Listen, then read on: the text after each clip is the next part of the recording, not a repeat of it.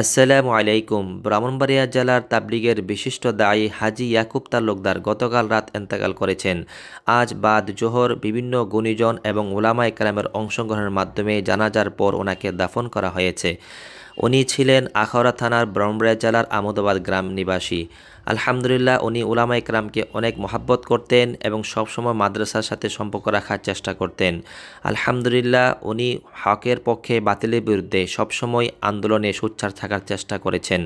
আলহামদুলিল্লাহ, উনি মৃত্যুর সময় ওনার 8 ছেলে সন্তান রেখে গেছেন। এর মধ্যে 5 জন আলহামদুলিল্লাহ হাফেজ হয়েছে।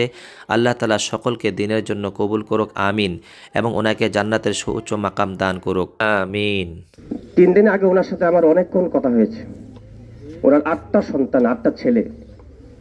এর মধ্যে আলহামদুলিল্লাহ আমাদের জামিয়া আশরাফে 7টা ছেলেই পড়ালেখা করে। আলহামদুলিল্লাহ 2 জন চলে গেছে ঢাকা, আরো 5 জন এখনো আছে, যাদেরকে আমরা নিয়ে আসছি এখানে।